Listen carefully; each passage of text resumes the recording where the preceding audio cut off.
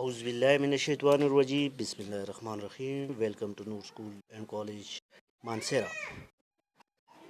تاریخ کا chapter number 1 ہم شروع کرنے سے پہلے کچھ اہم باتیں آپ کے ذہن نشین کرنا چاہتا ہوں، جیسے کہ اگر ہم ہندوستان کی بات کریں، اس کو دوسرے الفاظ میں بر صغیر پاک و ہند بھی کہتے ہیں۔ اب اگر ہم دیکھیں بر صغیر پاک و ہند کسے کہتے ہیں، یہ کوشچن ہے۔ سوال نمبر 2، ہندوستان میں مسلمانوں کی آمد کب ہوئی؟ سوال نمبر 3، ہندوستان میں کون سے مسلمان قوم نے سب سے زیادہ حکومت کی؟ مسلمانوں کے اقتدار کا خاتمہ کب ہوا؟ اس طرح کے سوالات ہمارے ذہنوں میں اٹھتے ہیں۔ مزید اگر ہم آج دیکھیں، آج کا پوائنٹ دیکھیں، آج ہم مغلیہ سلطنت کے بارے میں پڑھیں گے، جس نے ہندوستان پر بہت زیادہ عرصہ حکومت کی۔ آج ہم چیپٹر نمبر 1 کا آغاز کریں گے۔ تاریخ کا چیپٹر نمبر 1، مغلیہ سلطنت کا قیام۔ مغلیہ سلطنت کا قیام میں دیکھیں تو سب سے پہلے مغلیہ سلطنت کے بانی کی بات کریں تو بانی ہے ظہیر الدین محمد بابر۔ ظہیر الدین محمد بابر کے تھوڑی سی بایوگرافی کے بارے میں آپ کو بتانا لازمی ہے۔ اگر ہم دیکھیں وسطی ایشیا، سنٹرل ایشیا میں دو مشہور قومیں منگول اور ترک آباد تھے۔ بابر کے والد تیموری خاندان سے تعلق رکھتے تھے، جو کہ نسلاً ترک تھے، اور اس کی والدہ چنگیز خان کے خاندان سے تعلق رکھتی تھی، جو کہ منگول تھے۔ منگول بہت جنگجو قوم تھی، ان کے بارے میں بہت سے قصے بھی میں آپ کو بتا چکا ہوں کلاس میں۔ بابر اپنے ترک ہونے پر فخر کرتا تھا، حالانکہ منگول بھی ایک بہت طاقتور قوم تھی، لیکن اس کو فخر تھا تو صرف ترک ہونے پر۔ بابر اپنے ترک ہونے پر فخر کرتا تھا، جس کا ذکر اس نے اپنے سوائے حیات تو اس کے بابری میں کیا ہے۔ ظہیر الدین محمد بابر ایک بہت بڑے فاتحین میں سے ایک فاتح تھے، جس نے، اگر ہم دیکھیں، بابر 1483 میں فرغانہ میں پیدا ہوا۔ کب؟ 1483، اپنے مائنڈ میں رکھیں۔ بابر کی پیدائش 1483 میں فرغانہ میں۔ فرغانہ موجودہ ازبکستان کا بہت بڑا شہر ہے۔ والد کا نام عمر شیخ مرزا، جو فرغانہ کی چھوٹی سی ریاست کا حکمران تھا۔ بابر 12 سال کا تھا کہ اس کے والد 8 جون 1994 کو انتقال کر گئے، اور سلطنت کا تمام بوجھ اس کے کندھوں پر آن پڑا۔ یہاں تک تو بیٹا ہمیں سمجھ آ گئی۔ اس کے بعد اگر ہم دیکھیں بابر کے بر صغیر پاک و ہند پر قبضہ کے عوامل، اس کے کون کون سے عوامل تھے جس نے اس کو ہندوستان پر آنے پر مجبور کر دیا تھا؟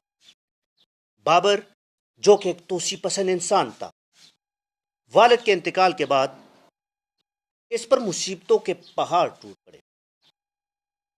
اس کے اپنے رشتہ دار اس کے دشمن بن گئے۔ اس نے سمرقند کے حصول کے لیے حاصل کرنے کی کوشش کی، مگر اسے ناکامی کا سامنا کرنا پڑا۔ سمرقند بھی موجودہ ازبکستان کا ایک شہر ہے، جس طرح فرغانہ اور اسی طرح سمرقند، یہ دونوں ازبکستان کے دو بڑے شہر ہیں۔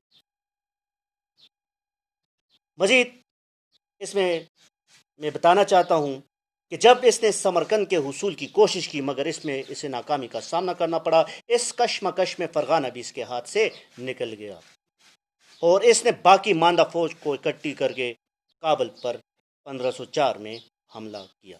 کب کیا؟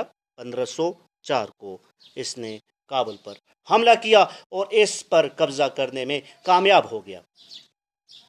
کابل پر قبضہ کرنے کے بعد بابر نے ہندوستان پر حملے کی منصوبہ بندی کی۔ اس پر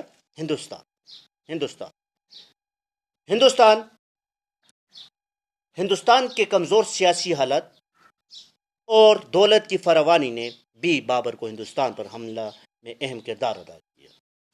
ہندوستان کی سیاسی حالت بہت کمزور ہو چکی تھی، جس میں آسانی کے ساتھ بابر نے ہندوستان پر حملہ کیا۔ اور مزید پنجاب کے گورنر دولت خان لودھی کے ابراہیم لودھی کے ساتھ تعلقات اچھے نہ تھے، اس لیے دولت خان لودھی نے بابر کو ہندوستان پر حملے کی دعوت دی۔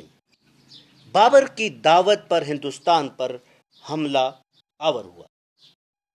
اس نے آخر کار پانی پت کی پہلی لڑائی میں اس نے 1526 میں ابراہیم لودھی کو پانی پت کے مقام پر شکست دی۔ اس لڑائی میں ابراہیم لودھی مارا گیا اور بابر کو مکمل فتح نصیب ہوئی۔ اس طرح بابر اب پورے ہندوستان کا بادشاہ بن چکا تھا۔ بابر کے پاس بہت بڑی سلطنت آ گئی تھی یہاں پر۔ اس طرح بابر نے جب ہندوستان پر اپنی حکومت کو مضبوط کر دیا تو بابر اب جنوبی ہند کی طرف بڑھنے لگا۔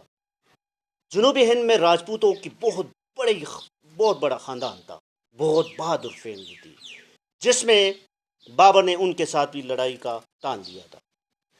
کوآہا کی لڑائی میں راجپوتوں کو شکست دینے کے بعد بابر نے 1528 میں چندیری اور 1529 میں گاگرا کو بھی فتح کر۔ یہ جنوبی ہند کے دو بہت بڑے اور اہم علاقے تھے۔ اب جیسے کہ بابر نے ہندوستان کے بہت سے علاقے کو فتح کر دیا تھا، لیکن اب بھی بابر کے مشکلات کم نہ ہوئے۔ مزید اس کو مشکلات کا سامنا کرنا تھا، جس میں راجپوتوں اور افغانوں کے خطرات اور بابر کی حکمت عملی بھی شامل ہے۔ بابر نے راجپوتوں اور افغانوں کے خطرات اور بابر نے اس کے خلاف جو بہترین حکمت عملی بنائی وہ کیا ہے؟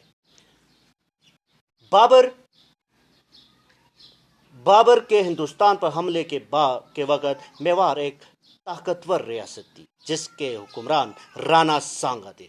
رانا سانگا کے بارے میں تھوڑی سی بات آپ کو بتانا چاہتا ہوں۔ رانا سانگا وہ بندے تھے جس نے بابر کو ہندوستان پر حملے کرنے کی دعوت دی تھی، لیکن بعد میں وہ مکر گئے۔ اس نے بابر کا ساتھ نہیں دیا تھا۔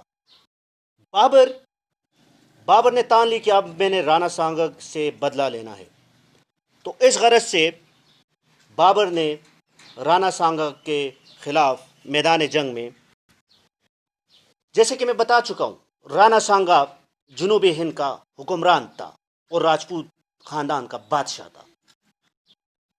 تو بابر کے ہندوستان پر حملے کے وقت میواڑ ایک طاقتور ریاست تھی، جس کے حکمران رانا سانگا کی خواہش تھی کہ وہ مغلوں کی مدد سے ابراہیم لودھی کو شکست دے کر سارے ہندوستان پر حکومت کرے۔ تاہم بابر یہاں پہنچ کر رانا سانگا کے عزائم کو سمجھنے لگا اور اس لیے اس نے راجپوت طاقت کو کچلنے کی حکمت عملی اپنائی۔ مزید اگر ہم دیکھیں تو 1527 میں کوآہا میں بابر کا مقابلہ رانا سانگا سے ہوا۔ رانا سانگا ایک بہت بڑی فوج لے کر مقابلے کے لیے نکلا۔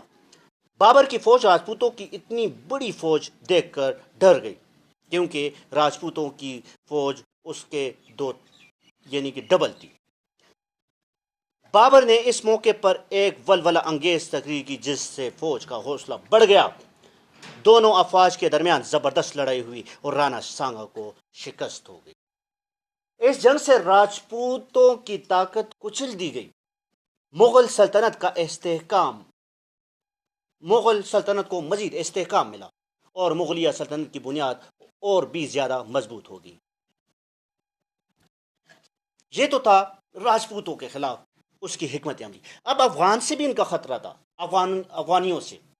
بابر اور افغان راجپوتوں کو کچلنے کے بعد مغلوں کا سب سے بڑا خطرہ افغان سے تھا،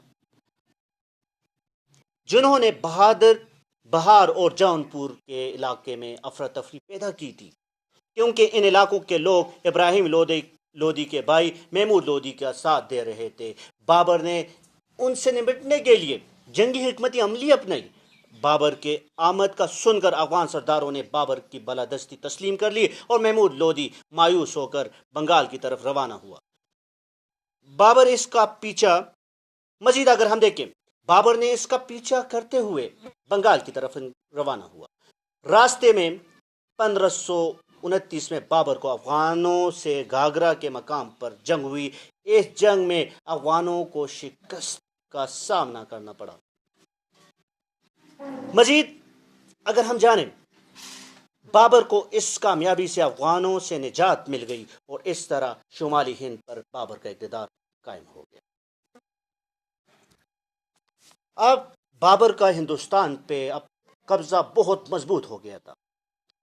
اس کے بعد بابر نے 1530 میں وفات پائی۔ اس نے تقریباً 4 سال ہندوستان پر حکومت کی۔ وہ ایک عظیم فاتح اور اچھا حکمران تھا۔ اسے فارسی ترکی زبانوں پر بھی عبور حاصل تھا۔ بابر کا موت کا واقعہ بہت عجیب سا تھا۔ اگر ہم دیکھیں بابر کی موت کا قصہ کچھ یوں ہے۔